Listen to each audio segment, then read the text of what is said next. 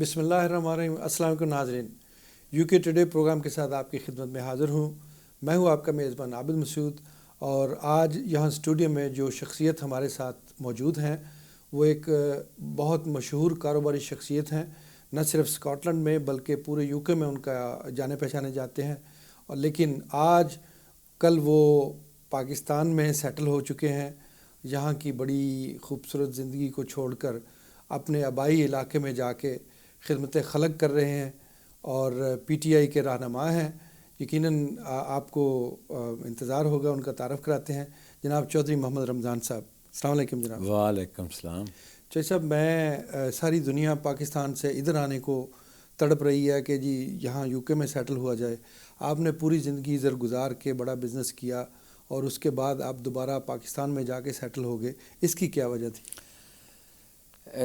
عابد صاحب، دراصل میں جب اسٹوڈنٹ تھا کالج میں، اس وقت میں نے اسٹوڈنٹ یونین میں وائس پریزیڈنٹ کا الیکشن لڑا، اور میرے مقابلے میں جو ہمارا پریزیڈنٹ کا، میرے اپوزٹ کینڈیڈیٹ تھا پریزیڈنٹ کا اور وائس پریزیڈنٹ کا، وہ دونوں ایم پیز کے بھتیجے تھے، اور میں نے ان کے مقابلے میں الیکشن لڑا، اور میں یقین مانے ان کو صرف 28 ووٹ ملے، باقی سارے کالج کے ووٹ مجھے ملے۔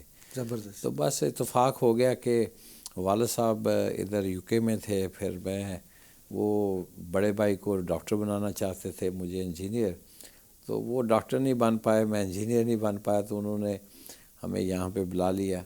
جب میں یہاں آیا تو والد صاحب کا ڈور ٹو ڈور بزنس تھا، میں نے وہ ٹیک اوور کیا۔ اس کے بعد میں نے شاپ سے ایک بنائی، اس کے بعد دوسری شاپ بنائی، تو بس کاروبار میں مصروف ہو گیا۔ اس کے بعد 1977 میں کیش اینڈ کیری بزنس میں آ گئے، اور 1977 سے لے کے آج تک ہم یونائٹڈ ہول سیل کو رن کر رہے ہیں۔ ہمارے پاس ماشاءاللہ 2.25 ملین کے قریب ہماری ٹرن اوور ہے، 300 کے قریب ہمارے امپلائیز ہیں، ہماری 3 برانچز ہیں۔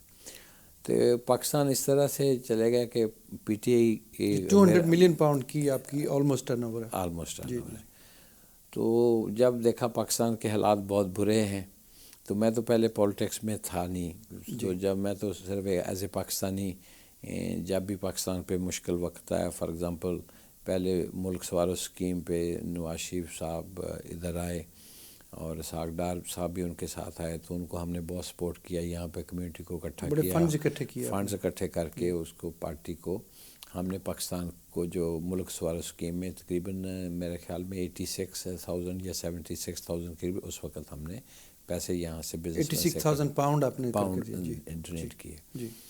تو اس کے بعد پھر جب میں نے دیکھا کہ پیپل پارٹی بھی جتنے بھی ان کے لیڈر ہیں وہ بھی کرپٹ ہیں، اور ہم ان کو بھی آزما چکے ہیں، بے نظیر کو بھی بہت ہم نے سپورٹ کیا، دونوں بھائیوں نے۔ تو اس کے بعد جب دیکھا کہ اب بے صاحب، تو ساری آپ کی بات ٹوک رہا ہوں، سنا ہے کہ جب ایگزائل میں تھی کہ آپ کے ہاں بھی یہاں اسکاٹ لینڈ میں وہ ہم نے بے نظیر کو اسکاٹ لینڈ میں بلایا تھا، اس کا جلسہ بھی کروایا، اور یقین مانے وہ میرے گھر میں 3 دن میرے گھر میں ہی رہی تھی، میرے ساتھ ہی۔ ہاں، کیا میرے گھر میں کیا، اور میرے بیوی بچوں کے ساتھ رہی وہ۔ تو ہم بے نظیر کو ہم نے بہت سپورٹ کیا ایز اے فیملی۔ تو ہم سمجھتے تھے کہ بے نظیر ملک کو ایک اچھا پاکستان ملک بنانے میں کامیاب ہو جائے گی، لیکن یہ ہو نہیں سکا۔ زرداری صاحب سے شادی کر لی، پھر اس کے بعد ہم نے پیپل پارٹی کو جوائن، میں نے کبھی بھی کوئی پارٹی نہیں کی، سیاسی پارٹی۔ تو جب عمران خان صاحب پی ٹی آئی میں آئے تو میں نے سوچا کہ کیوں نہ خان صاحب کا ساتھ دیا جائے۔ اور سوری چوہدری صاحب، آپ کی بات ٹوک رہا ہوں، میں پہلے آپ کہہ رہے تھے کہ ملک سواروں میں جب آپ نے فنڈ دیے بہت سارے نواز شریف صاحب کو، پھر کیا ہوا؟ پھر اس کے بعد جب ہم نے دیکھا کہ وہ بھی ملک سوارو اسکیم کے تحت انہوں نے پیسے تو اکٹھے کیے، لیکن ملک کے لیے کوئی قرضہ انہوں نے نہیں اتارا، اور انہوں نے بہت زیادہ کرپشن کی، تو پھر میں نے یہ جو تھی نا نون لیگ، اس کا ساتھ دینا بند کر دیا، کیونکہ وہ میں نے سمجھا کہ وہ کرپٹ ہیں، کرپٹ کا ساتھ نہیں دینا چاہیے، کیونکہ ہم تو ملک کے لیے کر رہے تھے، میں نے تو کبھی پارٹی کو جوائن ہی نہیں کی۔ تو جب عمران صاحب کے ساتھ میں نے دیکھا کہ وہ بہت ہی محنتی اور ایماندار سچا انسان ہے، تو اس کا ساتھ دینا چاہیے تاکہ ملک ہمارا ترقی کر سکے، ملک میں بہتری آ سکے۔ تو پھر میں نے خان صاحب کو یہاں پہ 2011 میں ان کو دعوت دی، میں پاکستان گیا، وہ میری ملاقات ہوئی ان سے لنڈن میں ایک فنڈ ریزنگ ڈنر پہ. تو اس وقت میں نے ان سے کہا کہ آپ گلاسگو تشریف لائیں. انہوں نے کہا نہیں، پہلے آپ میرے پاس ادھر بنی گالا آئیں، پھر میں آپ کو وقت دوں گا. تو میں پھر بنی گالا گیا، وہاں سے مجھے لے گئے، وہ ایبٹ آباد میں جلسہ تھا، اس جلسے میں مجھے ساتھ لے گئے، اور واپس مجھے انہوں نے اپنا جہاں میں اسٹے کر رہا تھا وہاں پہ انہوں نے مجھے ڈراپ بھی کیا. تو اس کے بعد میں نے ان سے پوچھا بھی اب کب مجھے وقت دیں گلاسگو کا. تو انہوں نے مجھے 2011 میں وقت دیا، میرا خیال غالباً اپریل میں تھا. تو میں نے وہاں انہیں گلاسگو میں بلایا، ہم نے بہت ہی اچھا بہترین جلسہ کیا. وہ ایک آج بھی بہت سکسیسفل جلسہ کیا. اس کے علاوہ ہم نے تقریباً 2.25 لاکھ پاؤنڈ کے قریب اکٹھا کیے. وہ میرے شوکت LTC والے اور میں تھا، ہم نے 25 ہزار ہم نے دیا، اور باقی ہم نے لوگوں سے اکٹھا کر کے فنڈ ریزنگ کی، اور ہم نے PTI کو پارٹی فنڈ میں 2.25 لاکھ پاؤنڈ اکٹھا کر کے اس وقت دیا. تو اس وقت سے عمران کے ساتھ میرا اچھا تعلق رہا ہے. پھر اب میرے بچے جو ہیں وہ کچھ بڑے ہو گئے ہیں، وہ کاروبار ماشاءاللہ بہت اچھے طریقے سے چلا رہے ہیں. تو مجھے کانفیڈنس ہے کہ وہ بزنس کو آگے لے کے جائیں گے، اور لے کے جا رہے ہیں. تو پھر میں نے سوچا کیوں نہ پاکستان جا کے وہاں پہ الیکشن کنٹیسٹ کرے. پہلے تو کوئی اتنا ارادہ نہیں تھا. تو پھر چوہدری نور مائی صاحب ہمارے ادھر MP ہیں، وہ کہہ رہے تھے کہ ادھر جو نون کا کینڈیڈیٹ ہے بہت زیادہ اسٹرانگ ہے، تو اگر اس کو کوئی ہرا سکتا ہے تو آپ ہی ہرا سکتے ہو، تو آپ الیکشن میں حصہ لیں. میں تیار نہیں ہو رہا تھا. بہرحال سارے بھائیوں نے ادھر PP 120 جس حلقے سے میں الیکشن لڑنا چاہ رہا تھا، تو وہاں پہ مجھے بہت مجبور کیا کمیونٹی نے، کیونکہ پبلک نے مجھے بہت موٹیویٹ کیا اور مجبور کیا. تو میں نے پھر ان سے کہا ٹھیک ہے میں الیکشن میں حصہ لوں گا. میں نے 3 سال بہت محنت کی، لوگوں کے بے شمار کام کیے، اور میں کافی وہاں پہ اللہ تعالیٰ نے مجھے بہت عزت دی. اور ہمارے جو PP 120 کے بھائی تھے جو روبرٹ ایک سنگھ کے تھے، انہوں نے مجھ سے بہت پیار کیا اور بہت سپورٹ کیا مجھے. اسپیشلی جتنے بھی ہمارے ٹوبا ٹیک سنگھ سے UK میں رہتے تھے، جتنے کس علاقے سے آپ الیکشن اسٹینڈ ہونا چاہ رہے ہیں جی؟ کون سا علاقہ جہاں آپ نے بہت کام کیا؟ رجانہ مین ہے، لیکن تحصیل ٹوبا ٹیک سنگھ میں آتا ہے. تحصیل ٹوبا ٹیک سنگھ، جی. تو اس کے بعد مجھے جو ہمارے اوورسیز پاکستانی تھے میرے حلقہ کے، میرے تقریباً ان میں سے تقریباً 500-600 کے قریب تو میرے اپنے کسٹمر ہی تھے، جن کی وہاں پہ فیملیاں تھیں. انہوں نے اپنی فیملیز کو موٹیویٹ کیا، میرے ساتھ لگایا، تو انہوں نے بہت میرا ساتھ دیا. بہرحال میری بدقسمتی تھی کہ میرے وہ نیشنلٹی 2 دن لیٹ ہو گئی. تو میں نے 9 مئی کو میں نے اپنے کاغذات جمع کروائے، تو 11 کو میری نیشنلٹی جو یہاں پہ سلنڈر ہوئی، جو رجسٹر ہوئی یہاں پہ. تو 2 دن کی تاخیر ہوگی، جس کی وجہ سے میرے کاغذات کی ڈیٹس کا فرق پڑ گیا، 2 دن کا فرق پڑ گیا. میری اسکروٹنی تو 13 کو تھی، لیکن انہوں نے میں نے پورا کیس لڑا، کہا کہ بھئی میری اسکروٹنی تو 13 کو ہے، میرے 9 کو تو میں نے کاغذات جمع کرائے ہیں، تو 1-2 دن اگر لیٹ ہے تو اس کا مجھے بینیفٹ آف ڈاؤٹ دینا چاہیے، کہ میری نیت تو نیکسٹلی چھوڑنے کی تھی، لیکن وہ ہو نہیں سکا. بہرحال میں نے بہت محنت کی، اب بھی کر رہا ہوں وہاں پہ. تو انشاءاللہ دیکھیں آگے کیا ہوتا ہے. تو صاحب آپ رہنما ہیں PTI کے، PTI آپ نے جوائن کی. آپ کیا سمجھتے ہیں کہ PTI ایسی پارٹی ہے جو پاکستان کو ان مشکل حالات سے باہر نکالے گی؟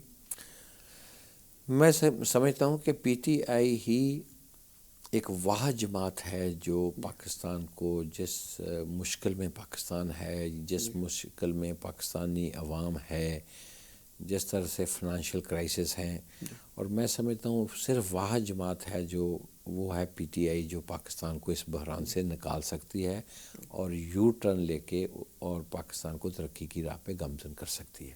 بالکل صحیح. دیکھیں بہت سارے سیاستدان آئے، آپ نے بڑا کلوزلی بی بی صاحبہ کو، محترمہ کو بھی ملے دیکھا، اور نواز شریف صاحب سے بھی آپ کا کلوز رہا، لیکن آپ کا اعتماد جو ہے صرف PTI پہ کیوں؟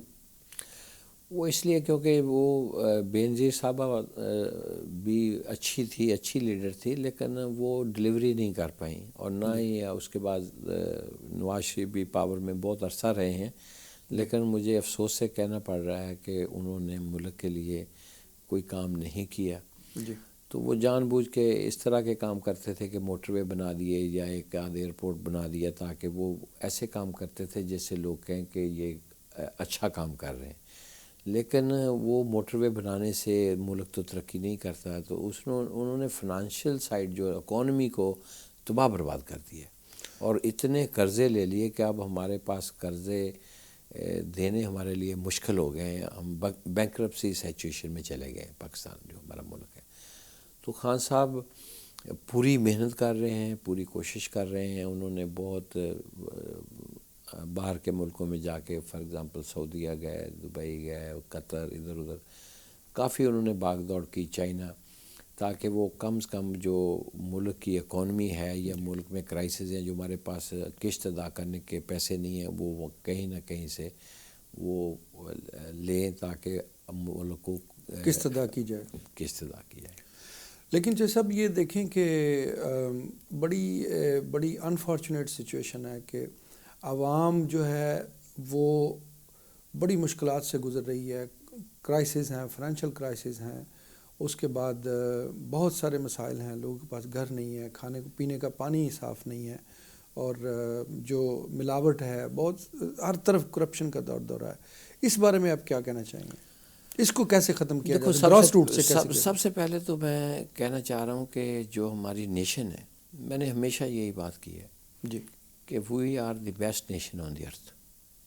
ہماری پاکستانی نیشن جیسی پوری دنیا میں نیشن نہیں ہے۔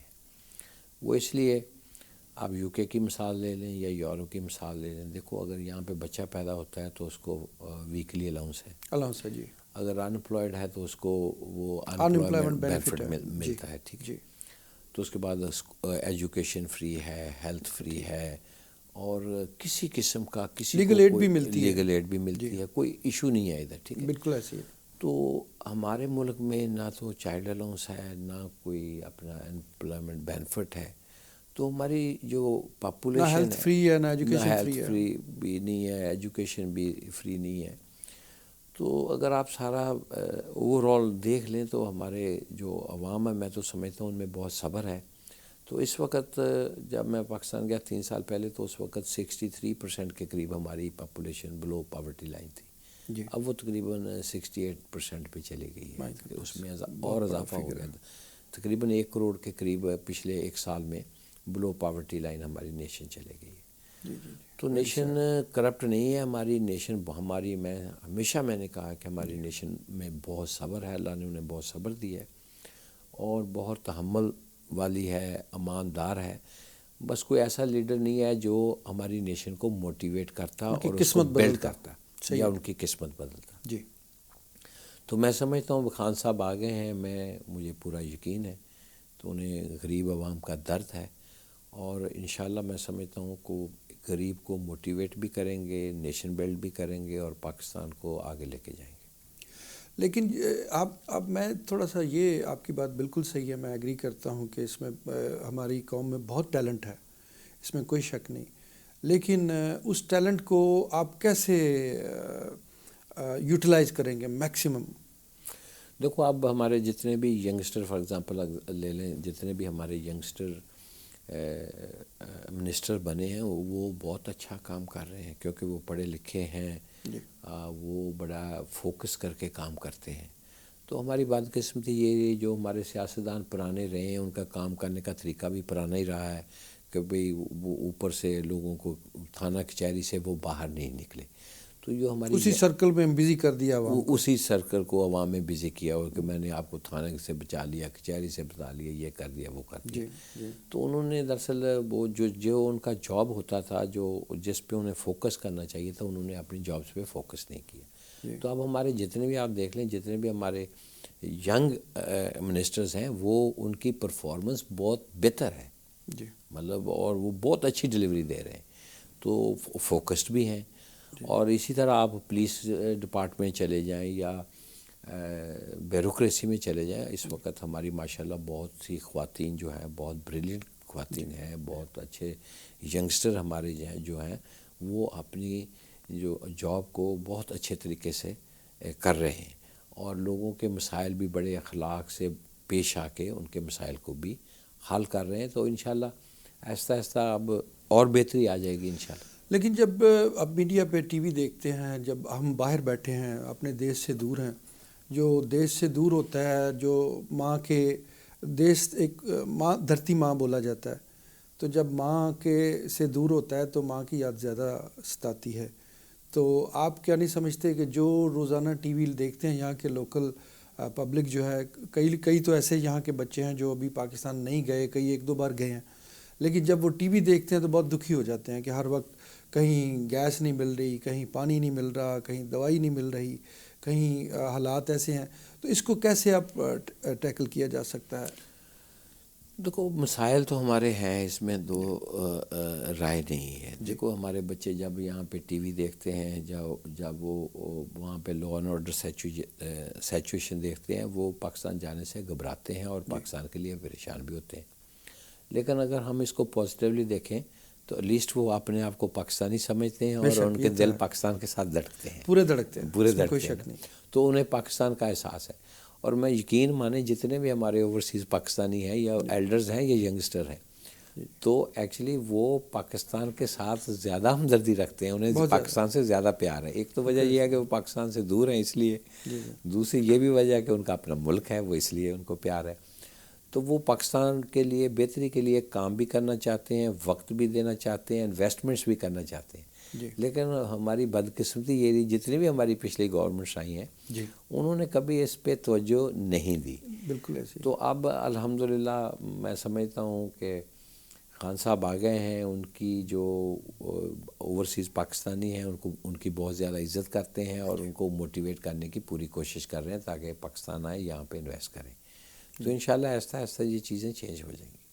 کیونکہ انویسٹمنٹ کے علاوہ جب تک یہ ہمارا ذہن چاہے صاحب, یہ ابھی وقفے کا ٹائم ہو جاتا ہے, اس کے بعد آپ سے کویشچن دوبارہ کریں گے. خواتین و حضرات, وقفے کا ٹائم ہو جاتا ہے. Will be right back after the short break. Welcome back ناظرین, ہمارے ساتھ یہاں ایک بہت ہی معروف شخصیت, کاروباری شخصیت موجود ہیں. اب وہ پاکستان میں سیاست کر رہے ہیں, ان سے باتوں کا سلسلہ جاری ہے. ہم وقفے سے پہلے سوال کر رہے تھے, میں یہ سوال کر رہا تھا کہ فارن انویسٹمنٹ کو آپ کیسے انکریج کریں گے. یہاں کے لوگ, یہاں جو پاکستان اوورسیز پاکستانی ہیں, ان کے دل میں پاکستان کی بہت قدر ہے. وہ بہت زیادہ دکھی ہو جاتے ہیں جب پاکستان کو میں کوئی خبر آتی ہے, بری خبر آتی ہے. تو اس سلسلے میں چوہی صاحب سے باتوں کا سلسلہ دوبارہ شروع ہوتا ہے. جو صاحب آپ بات کر رہے تھے کہ اوورسیز پاکستانی جو ہیں ان کو انکریج کریں گے تاکہ وہ انویسٹ کریں آ کے پاکستان میں. بالکل کرنا چاہیے. دراصل ہماری گورنمنٹ ہے وہاں پہ ایک ہے smida.com. وہاں پہ تقریباً 100 کے قریب اوور 100 پروجیکٹس ہیں جن کی فیزیبلٹی وہاں پہ موجود ہے. تو دراصل ہمارے یہاں پہ بدقسمتی ہے کہ ہم نے پبلک کو اویئرنیس نہیں دی. تو میں ادھر تقریباً 8-9 سال انویسٹمنٹ کونسلر رہا ہوں. تو اس وقت میں نے کافی لوگوں کو موٹیویٹ کیا. فار ایگزامپل اعظم میرے ساتھ کام کرتا تھا, پھر میں نے اس کو موٹیویٹ کیا, اس نے وہاں سے بیگز امپورٹ کرنے شروع کر دیے. اور اس کے بعد اس نے روح افزا بے شمار پاکستان سے جو آئٹم آتے ہیں تو اس نے ایسا امپورٹ کرنے شروع کر دیے. پھر یہاں پہ بننزا والے ہیں, پھر نویز صاحب ہیں, ان کا ماربل کا کام ہے. میں نے کہا ماربل اٹلی سے منگواتے ہیں, فلاں جگہ سے منگواتے ہیں, تو آپ پاکستان سے منگوائیں. تو میں نے یہاں پہ جو ہماری بزنس شیئر برادر فیملی جو ہے وہ بھی اس بزنس میں تھے, وہ بھی ان کا بھی امپورٹ کا کام تھا. پھر جیکب ٹرنر والے, میں تقریباً جتنے بھی ہمارے کافی لوگوں کو آپ نے انکریج کیا. میں نے کیونکہ میرا جو رول تھا وہ اسکاٹ لینڈ اور آئرلینڈ کے لیے تھا. تو میں نے کافی اپنے جتنے بھی ہمارے آپ کمرشل کاؤنسلر تھے. Commercial counsellor, investment counsellor, commercial نہیں انویسٹمنٹ کاؤنسلر تھا یہاں پہ. تو میں نے بہت اپنے جتنے بھی کاروباری شخصیات تھیں ان کو میں نے موٹیویٹ کیا. انہوں نے پاکستان سے اپنی امپورٹ کو بڑھایا انہوں نے. تو اس سے آف کورس پاکستان کو فائدہ پہنچا ہوگا. تو اب بھی smida.com اس وقت بھی موجود تھا, آج بھی موجود ہے. وہاں پہ پروجیکٹس بھی آپ دیکھ سکتے ہیں کہ وہاں پہ اس وقت ریٹیلنگ میں بہت زیادہ اپرچونٹی ہے، کیونکہ وہاں پہ ماڈرن سپر مارکیٹس نہیں بنی، اب بننا شروع ہو گئی ہیں، پہلے چھوٹی چھوٹی دکانیں ہوتی تھیں، تو اب ماشاءاللہ بہت اچھی 2,000 2,500 3,000 اسکوائر فٹ میں سپر مارکیٹس بن رہی ہے. اس میں بہت زیادہ اپرچونٹی ہے اگر کوئی کرنا چاہتا ہے. تو اس کے علاوہ ریل اسٹیٹ میں بھی بہت زیادہ اپرچونٹی ہے.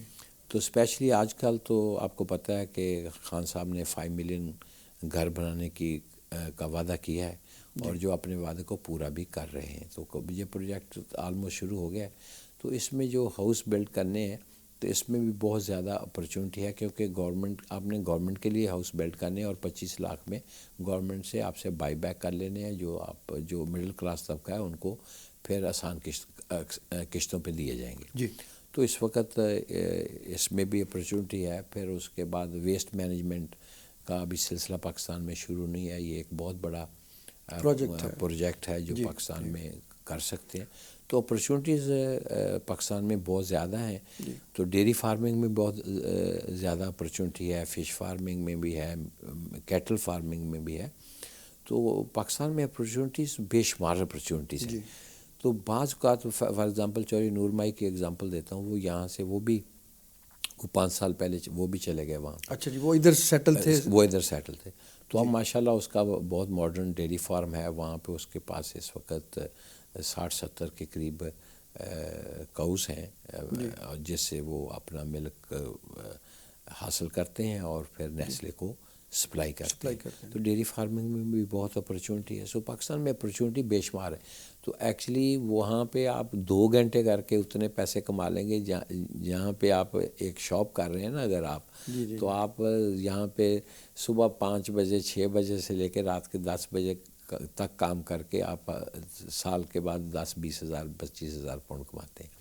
تو وہاں پہ آپ 2 گھنٹے کام کر کے اتنے پیسے کما سکتے ہیں اور اپنے ملک میں بھی رہ سکتے ہیں. تو اپرچونٹی تو پاکستان میں بہت زیادہ ہے. زبردست.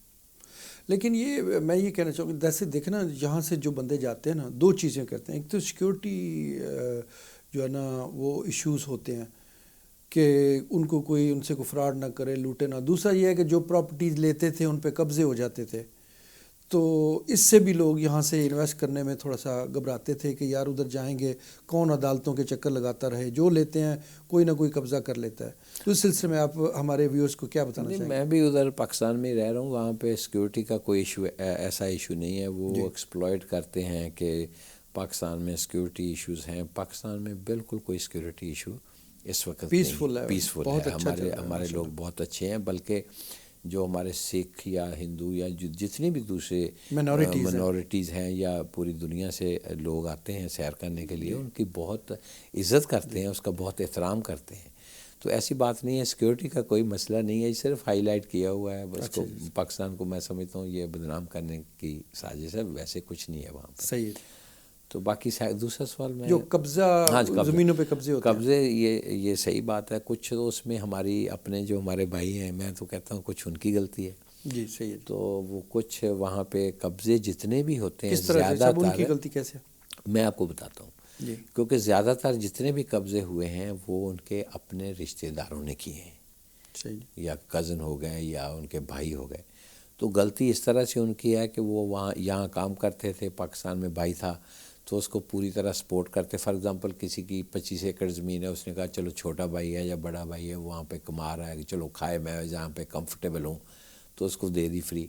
تو اب 10 سال بعد یا 20 سال بعد یا 25 سال بعد اس سے کہتا ہے کہ اب میرے حالات خراب ہو گئے تو آپ میری زمین کو واپس کر دیں یا مجھے ٹھیکہ دیں. کیونکہ اس نے 20 سال فری میں کی ہے تو اس کا دل نہیں کرتا پیسے دینے کے لیے. تو ایک اسٹے آرڈر لے لیتے ہیں. اس طرح کے مسائل زیادہ تر جو قبضہ کیا ہوا ہے زمینوں پہ وہ ان کے رشتہ داروں نے کیا ہے. نمبر 1.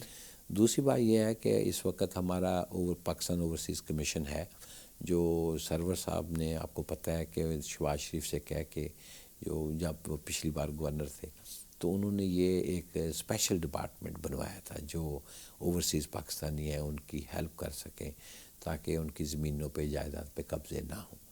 تو اب ہمارے چوری وسیم صاحب اس کے چیئرمین ہیں. وہاں پہ ایک وہ پاکستان اوورسیز کمیشن موجود ہے. اگر کسی کی زمینوں پہ نجائز قبضے ہیں تو آپ اس آفس سے رابطہ کر سکتے ہیں. وہ انشاءاللہ وہ آپ کی پوری طرح سے ہیلپ کرے گا. تو اس کے علاوہ اگر ہماری مدد کی کہ یہاں ضرورت ہے، اگر وہ کسی کا ٹوبہ ہمارے اپنے ڈسٹرکٹ سے یا اپنے ڈویژن سے تعلق ہے تو ہم ان کی بھی ہیلپ کر سکتے ہیں. کوئی ایسی بات نہیں. چونکہ آپ چودھری محمد سرور صاحب گورنر پنجاب کے بھائی ہیں، تو آپ کے بھائی تو پنجاب لیول پہ کر رہے ہیں، تو آپ اپنے ایٹ لیسٹ اپنے علاقے کو بڑے اچھے طریقے سے دیکھ رہے ہیں. ان کا سارا سلسلہ، ان کی تمام مشکلات میں آپ ان کی ہیلپ کرتے ہیں. آپ کے یقیناً یہ ایک بہت بڑی بات ہے کہ یہاں سارا کچھ چھوڑ کے آپ کا ادھر جانا. میں یہ کہنا چاہوں گا کہ یہ جو لوگ وہاں سے آتے ہیں، جیسے chief justice honourable chief justice صاحب آئے تھے، ثاقب نثار صاحب، اور عمران خان صاحب بھی بڑی عزت کرتے ہیں. ثاقب نثار صاحب نے یہ میرا خیال ہے قانون بنایا تھا کہ نیشنلٹی چھوڑنے کا. چودھری سرور صاحب نے بھی نیشنلٹی چھوڑی، آپ نے بھی نیشنلٹی چھوڑی. میں سمجھتا ہوں کہ آپ سمجھتے ہیں کہ پاکستان میں جتنی کرپشن ہے، اوورسیز تو کسی بندے نے کرپشن نہیں کی، تو یہ نیشنلٹی چھوڑنے کی شرط کیوں رکھی گئی؟ میں سمجھتا ہوں کیونکہ ہم اوورسیز پاکستانی بہت زیادہ ہماری کنٹریبیوشن ہے، 21 بلین کے قریب کنٹریبیوشن ہے جو ہم سالانہ پاکستان میں بھیجتے ہیں. تو یہ ایکچولی میں سمجھتا ہوں یہ قانون بہت ہی غلط ہے. تو پاکستان وہ اگر جہاں بھی رہ رہا ہے، امریکہ میں رہ رہا ہے یا یورپ میں رہ رہا ہے تو پاکستانی، تو اس کو پورا حق ہونا چاہیے کہ وہ پاکستان اگر جا کے پاکستانی عوام کی خدمت کرنا چاہتا ہے یا پاکستان کو بلڈ کرنے کے لیے اپنی کنٹریبیوشن کرنا چاہتا ہے یا اپنی ان پٹ دینا چاہتا ہے، کیونکہ ہمارے پاس ایکسپیرینس ہے، مختلف ہے. ہمارے پاس پاکستان کا بھی ایکسپیرینس ہے، ہمارے پاس انٹرنیشنل ایکسپیرینس بھی ہے، کیونکہ ہم نے ساری دنیا دیکھی. ہمیں پتہ ہے کہ فلاں ملک میں کون سی چیزیں اچھی ہیں، فلاں ملک میں کون سا قانون اچھا ہے. تو ہمارے پاس نالج زیادہ ہے، بے شک پاکستانی سیاستدان ایکسپلوژر زیادہ ہے ہمارا. تو اس لیے کہ میں تو سمجھتا ہوں کہ پاکستانی اوورسیز پاکستانی کے لیے نمبر آف سیٹس ہونی چاہیے کہ پاکستانی، تاکہ ان کو مخصوص ہونی چاہیے کہ بھی آپ فار ایگزامپل آلوکیٹ کر دیں. فار ایگزامپل 300 اگر 51 سیٹیں ہیں نیشنل اسمبلی میں، تو کم سے کم 50 سیٹیں یا 40 سیٹیں اوورسیز پاکستانی کے لیے، کہ ہم اوورسیز پاکستانی کو ہی ٹکٹ دیں گے. جس طرح امریکہ کینیڈا کے سارے 2-2 4-4 لوگ لے لیے جائیں جو ایکسپیرینس ہیں، ٹیکنوکریٹس ہیں. آپ کا یہ مطلب ہے؟ یہ میرا مطلب یہی ہے کہ ہمیں برین جو ہمارا اوورسیز ڈرین ہوا ہے اس کو ہمیں واپس لے کے جانا چاہیے. جی، لیکن یہ ہے کہ دیکھیں یہ قانون ہمارے لیے قابل احترام ہے. ثاقب نثار صاحب جب ادھر تشریف لائے، انہوں نے پاکستانیوں کی بہت تعریف کی، اوورسیز پاکستانیوں کی، لیکن پھر یہ ساتھ ہی یہ قانون بھی بنا دیا کہ جی آپ اب کسی بھی اچھے عہدے کے لیے، اگر آپ کسی عہدے کے کسی بینک کے پریزیڈنٹ بننا چاہتے ہیں، کسی بڑے عہدے کو لینا چاہتے ہیں، تو آپ کو نیشنلٹی سرنڈر کرنی پڑتی ہے. میرا یہ کویشچن ہے کہ کیا جتنے لوگوں نے کرپشن کی ہے ان میں سے کتنے لوگوں کا تعلق تھا جو پاکستان میں UK میں سیٹل تھے یا یورپ میں یا پوری دنیا میں اوورسیز میں تھے اور انہوں نے کرپشن تو ساری ان لوگوں نے کیا جو آلریڈی ادھر رہتے تھے. نہیں اوورسیز پاکستانی کسی نے کوئی ایک پیسے کی لیکن اس قانون کی سمجھ نہیں آئی. تو نہ وہ کرے گا کیونکہ یہاں پہ آپ کو پتہ ہے کہ ہم ایک سسٹم میں آ گئے ہیں، ایک ٹیکس سسٹم میں. تو ہماری سوچ جو ہے ہماری پازیٹیو ہے کہ ہم نے پیسے کمانے ہیں اور اس پہ ٹیکس دینا ہے، کیونکہ ہمارے بچے بھی اسی ملک میں رہتے ہیں، تو اس لیے ہمیں یہاں پہ بھی ٹیکس دینا چاہیے. تو اگر پاکستان میں ہے تو پاکستان میں بھی ٹیکس دینا چاہیے. تو ہم پازیٹیو سوچتے ہیں، ہم بہتری کی طرف سوچتے ہیں، ہم نیگیٹیو نہیں سوچتے کہ پیسہ غلط طریقے سے کیسے کمانا ہے. تو پاکستان میں جتنے بھی ہمارے پرانے پولیٹیشین ہیں تو ان کا تو مقصد ہی ایک پیسہ کمانا تھا. تو عوام کی خدمت کرنا، ملک کو آگے لے جانا تو ان کا مقصد نہیں تھا. تو اسی لیے کیونکہ وہ تو رات کو سوتے ہیں تو صبح سوچتے ہیں کہ کہاں پہ کرپشن کرنی ہے، کس طرح سے شب خون مارنا ہے. بالکل صحیح بات. جی، لیکن یہ ہے کہ دیکھیں میں تو یہ سمجھتا ہوں کہ اوورسیز پاکستانی چونکہ 20-30 سال جب ٹیکس دیتے رہتے ہیں اور آنیسٹ طریقے سے محنت کرتے رہتے ہیں تو ان کے خون میں، ان کی طبیعت میں یہ چیزیں شامل ہو جاتی ہیں. تو بلکہ ان کو انکریج کرنا چاہیے کہ آپ آئیں اور دوسرے لوگوں کے لیے آپ مثال قائم کریں اور بزنس کریں، آپ کام کریں، وہاں کہیں عہدہ لیں، وہاں عہدہ لے کے آپ خدمت کریں. یہاں دیکھیں چیریٹی ورک کو بہت زیادہ پروموٹ کیا جاتا ہے ان ملکوں میں. وہاں آ کے چیریٹی کریں, وہاں آ کے کیا یہ چیزیں آپ کیا سمجھتے ہیں, یہ پی ٹی آئی گورنمنٹ کو اس سلسلے میں کچھ کر رہی ہے؟ نہیں, پاکستانی جو ہمارے پاکستانی بھائی ہیں اوورسیز, وہ بہت زیادہ چیریٹی پاکستان میں کر رہے ہیں. تو ہماری مثال لے لیں سرور صاحب کی, انہوں نے 2 ہاسپٹل اور 1 اسکول چلا رہے ہیں, بہت اچھے طریقے سے چلا رہے ہیں. تو اور بھی بے شمار لوگوں کو میں جانتا ہوں جو پاکستان میں ہمارے ایون ینگسٹر جو ہیں وہ یہاں سے جاتے ہیں ہر سال ہمارے علاقے ٹوبا سے, ٹوبا کے جو ہمارے اوورسیز پاکستانی ہیں, تو وہاں پہ فری آئی کیمپ لگاتے ہیں, والنٹیئر جاتے ہیں یہاں سے, ہر سال جاتے ہیں. تو ایسی بات نہیں ہے, یہاں پہ اگر یہ چیریٹی ورک نہ ہو تو پاکستان کے لیے تو اور بھی زیادہ مشکلات ہوں گی, اور بھی مشکلات ہوگی. تو یہ کافی اس طرح سے ہمارے اوورسیز پاکستانی کنٹریبیوٹ. ویسے تو جیسے صاحب یہ ان ملکوں میں بھی, یہاں یہ امیر ملکوں میں شمار ہوتا ہے, ڈیولپڈ کنٹریز ہیں, یہاں بھی سارا کچھ گورنمنٹ نہیں کرتی, بلکہ کہتے ہیں 25%, 20 to 25% یا 30% ایک رف آئیڈیا کے مطابق وہ والنٹری آرگنائزیشنز سروسز پرووائڈ کرتی ہیں to the public. Of course یہاں پہ والنٹری آرگنائزیشنز کافی ہیں, لیکن وہ زیادہ تر ملک کے اندر نہیں کام کرتی, وہ انٹرنیشنل لیول پہ کام کرتی ہے. جیسے مطلب آئی سیورز ہو گیا, یا اس طرح کی بے شمار ہیں, ریڈ کراس ہے, بے شمار ہیں, آف کام ہے, بے شمار ہے. تو وہ زیادہ تر ایکچولی وہ یہاں سے وہ کلیکشن کرتے ہیں, فنڈ ریز کرتے ہیں, آکسفام. تو وہ زیادہ تر یہاں پہ فنڈ اکٹھے کرتے ہیں, لیکن وہ زیادہ تر ان کا جو ڈلیوری ہے وہ انٹرنیشنل لیول پہ ہے.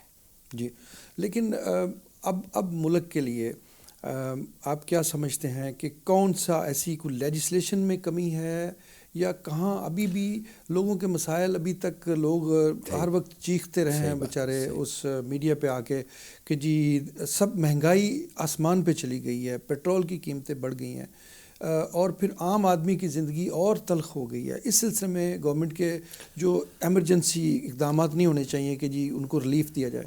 ایکچولی 2-3 وجہ ہیں اس کی. ایک تو وجہ یہ ہے کہ ہمارے جتنے بھی عوام ہمارے پاس جب آتے ہیں اپنے مشکلات لے کے, تو ہم ان کی مشکلات سنتے ہیں اور اس کو تھانہ کچہری تک حل کر دیتے ہیں, ٹھیک ہے. تو ایکچولی ان کو ہم موٹیویٹ نہیں کرتے کہ آپ اس طرح سے اپنی انکم بڑھا سکتے ہیں. میں اپنے علاقہ میں PP 120 میں الحمدللہ یہاں بیٹھ کے یہ بات کر سکتا ہوں کہ میں نے بہت سارے لوگوں کو موٹیویٹ کیا, بے شمار لوگوں کو ڈیری فارمنگ میں ڈالا, بے شمار لوگوں کو میں نے جس طرح سے گندم کس طرح سے آپ بہتر اوس لے سکتے ہیں, تو میں نے کافی لوگوں کو موٹیویٹ کیا, نئے بزنسوں میں ان کو ڈالنے کی کوشش کر رہا ہوں. جی. تو باقی جہاں تک تعلق ہے ہماری گورنمنٹ کا, اس سال جو زمیندار تھا ہمارا کسان طبقہ, تو ہم نے گنے کی قیمت جو ہے 180 روپے فی من جو گورنمنٹ کا ریٹ تھا وہی ملی ہے, اور پیمنٹس بھی ٹائم پہ ملی ہے. اور گندم کی بات لے لیں, گندم پہ ہمارے کسی بھی ایک کے بھی کسان کو میرے پاس نہیں آیا جس نے مجھ سے کہا ہو کہ بھی مجھے تھیلے نہیں ملے, یا میری گندم ڈلیور نہیں ہوئی, یا مجھے پیمنٹ نہیں ہو رہی. تو ہم نے بہت اچھے طریقے سے ہینڈل, لیکن ایک زمیندار طبقے نے اس سال بہت خوشحال ہو جانا تھا, لیکن ویدر کی وجہ سے بارشیں بہت زیادہ ہو گئیں اور گڑھے پڑ گئے, جس کی وجہ سے ہمارے اوسط میں گندم میں کمی آ گئی, ورنہ ہم نے خوشحال ہو جانا تھا.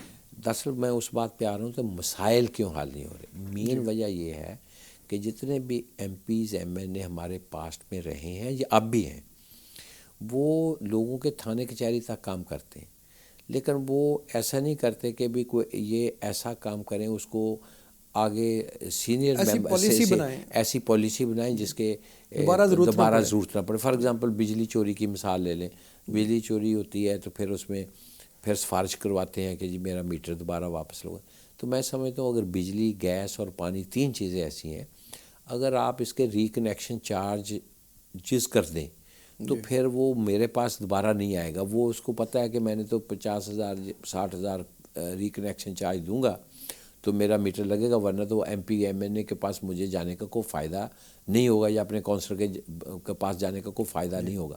تو اس سے ایک تو ہم نیشن کو بلڈ کریں گے تاکہ ان کو سیدھے راستے پھر وہ سیدھا سوچنا شروع کر دیں گے. تو اسی طرح جتنے بھی پرابلمز ہیں پاکستان میں, تو وہ کچھ تو پرابلم بیوروکریسی سے ریلیٹڈ ہیں, کیونکہ اس کی مین وجہ یہی ہے کہ وہ وقت پہ فیصلے نہیں کرتے, جب وقت پہ کسی چیز کا فیصلہ نہیں ہوتا وہ ایک جھگڑا بن جاتا ہے، وہاں پہ لڑائی ہو جاتی ہے، پھر وہ پولیس کیس بن جاتا ہے. تو پھر پولیس جو ہے وہ اپنا کام کرنے کی بجائے جو ان کا اصل میں کام ہونا چاہیے اس سے ہٹ جاتے ہیں، اس سے ہٹ جاتے ہیں، اور پھر وہ لڑائی جھگڑے پولیٹیسائز ہو جاتے ہیں. پولیٹیسائز ہو جاتے ہیں. جی تو اس میں آہستہ آہستہ چینج آ رہی ہے. تو ہمیں بہت سے ریفارمز کرنے کی ضرورت ہے. جی ہر ڈپارٹمنٹ میں جتنی بھی ویکنس ہیں، جب تک ہم اس کو اسٹڈی نہیں کرتے، ویکنس کو آئیڈینٹیفائی نہیں کرتے، اس کا حل نہیں ڈھونڈتے، اس وقت تک یہ عام پبلک کے پرابلم جو ہیں وہ ختم نہیں ہو سکتے. دیکھیں جہاں تک تعلق ہے مجھے، دیکھیں ہم صحافت کا مطلب یہ نہیں ہوتا کہ آپ ہر وقت تنقید کرتے رہیں. جو اچھی بات ہے اس کو اپریشیٹ کرنا بھی صحافت کی اس میں آتا ہے. میں سمجھتا ہوں کہ جو پچھلے 50 سال سے جو تجاوزات کا سلسلہ تھا کسی گورنمنٹ نے نہیں چھیڑا تھا. یہ واحد گورنمنٹ ہے جس نے تجاوزات کا وہ دور کیا، ان کو تجاوزات گرائیں اور سارا معاملات صاف کیے. تو اس سے یقیناً ان کی ایک کریڈیبلٹی اور بڑی ہے. لیکن یہ عام آدمی کی زندگی جو ہے اس کے بارے میں بہت زیادہ عملی اقدامات اور بہت ایمرجنسی میں بہت جلدی لینے کی ضرورت ہے تاکہ ایک غریب آدمی کی زندگی کو افیکٹ کرے، ان کو فروٹفل رزلٹ ملے. اس سلسلے میں دیکھو جو آپ نے بلڈنگز گرائی ہیں، جو جتنے بھی نجائز قبضے تھے، میں یہ تقریباً آپ کو پتہ ہے کہ جو بھی گورنمنٹ آئی ہے، جب بھی آرمی کی حکومت اجلاس صاحب آئے تھے، اس کے بعد مشرف صاحب ہے، ہر دور میں گرائی گئی ہیں بلڈنگ. تو گراتے ہیں لوگ، پھر آگے بڑھ جاتے ہیں. تو میں نے جو پہلے بات کی اس میں ریفارم کی ضرورت ہے. گرانے کی بجائے ان کو فائن کرنا چاہیے اور ان کو خود موقع دینا چاہیے، وہ خود گرائیں، ورنہ دوبارہ فائن کریں. کوئی ایسا سسٹم ہونا چاہیے جس سے دوبارہ وہ جرت نہ کرے، رپیٹ نہ ہو. تو یہ تو ہم بلڈنگ بہت بار گرا چکے ہیں. تو ہماری خوش قسمتی یہ ہے پاکستان کی کہ ہمارے پاس گورنمنٹ کی اتنی زرعی لینڈ ہے، آپ سوچ ہی نہیں سکتے جتنی ہمارے گورنمنٹ کے پاس اونرشپ ہے لینڈ کی. تو اگر ہم اس کو پراپر لیز پہ دیں، جو اس کا پراپر ٹھیکہ بنتا ہے، پراپر ٹھیکہ جو بنتا ہے اس پہ لیز پہ دیں، تو ہم تو بے شمار پیسے کما سکتے ہیں. تو ہم ٹیکس بریکٹ میں لوگوں کو لانے کی کوشش کرتے ہیں. تو میں سمجھتا ہوں کہ ہمیں اپنی نیشن کو سمجھنا چاہیے، اور میں پاکستان کے لیے فکس ٹیکسز پہ بلیو کرتا ہوں. میں سمجھتا ہوں کیونکہ محکمے بہت زیادہ، آپ یو کے کی مثال لے لیں، یہاں پہ صرف 4 محکمے ہیں. کسٹم ایکسائز ہے، ٹیکس ہے، نیشنل انشورنس ہے، اور کوئی محکمہ نہیں ہے جو یا وی اے ٹی کا ہے. 4 ٹیکس کے محکمے ہیں. تو پاکستان میں بہت زیادہ محکمے ہیں. تو اس وجہ سے لوگ وہ جو ٹیکس جتنے بھی محکمے وہ بزنس مین کو پریشان کرتے ہیں، تو پھر وہ رشوت کی سائڈ دینے کی سائڈ پہ جاتے ہیں، ٹیکس بریکٹ کی سائڈ پہ آنے پہ وہ ہیسیٹیٹ کرتے ہیں. وہ اچھا نہیں سمجھتے، کہتے ہیں ٹیکس بھی دینا پڑے گا، رشوت پھر بھی دینی پڑے گی. جو سب لیجسلیشن ایسی کی جائے کہ بالکل. جس سے تو میں سمجھتا ہوں کہ فکس ٹیکس اگر ہو جائے، جیسے وی پی سنگھ نے مطلب انڈیا کی مثال لے لیں، ہی واز ہوم منسٹر، تو اس نے اس وقت 3 اقدام کیے جس کی وجہ سے انڈیا کو اس نے ایک امیر ترین ملک بنا دیا. ایک تو اس نے جتنی ابھی بھی بڑی غربت ہے وہاں، لیکن اس کے غربت، لیے میں ملک کی بات کر رہا ہوں. پبلک وہاں پہ بھی غریب ہے، پاکستان کی بھی غریب، وہاں پہ بھی غریب. میں تو ملک کی بات کر رہا ہوں، ملک غریب نہیں ہے. تو وہ اپنا ہوا کیا، وی پی سنگھ نے 1000 روپیہ فی شاپ ٹیکس لگا دیا، 50,000 کار کا ٹیکس انکریز کر دیا. اس کے بعد جتنے بھی ملینئرز تھے ان کو اندر کر دیا، جس طرح سے مشرف صاحب نے کیا تھا. تو ابھی آپ اتنا ٹیکس دیں گے تو آپ کی آپ باہر نکلیں گے. مشرف صاحب نے کیا تھا ان کو، مشرف صاحب نے بھی جتنے پہلے امیر تھے ان کی ایک لسٹ بنا کے کچھ لوگوں کو ان سے کچھ مانگا تھا ٹیکس دیں آپ. تو پھر کچھ بھاگ گئے، لیکن پھر کچھ نہیں ہوا. کچھ ہوا نہیں. اس کا مطلب وہ مشرف صاحب بھی پولیٹیسائز ہو گیا، سمجھے. جی. اس کا مطلب ہے کہ کوئی ایسی پالیسی بنے جس سے ہر بندہ جو ہے جو ٹیکس کے قابل ہے وہ ٹیکس دے، اور وہ ان پہ لگایا جائے جو بیچارے اس قابل نہیں ہیں، اس سے فیسلٹیز کے، جیسے ان ملکوں میں ہو رہا ہے. میں سمجھتا ہوں کہ اس کو جو ہے نا ٹیکس سسٹم کو جو بھی ہم نے ریفارمز کرنی ہے وہ ہم نے سوچ سمجھ کے ہمیں لانگ ٹرم کرنی چاہیے. فائر فائٹ نہیں کرنا چاہیے، لانگ ٹرم ہونی چاہیے. بالکل صحیح ہے جناب، آپ کی بڑی خوبصورت باتیں.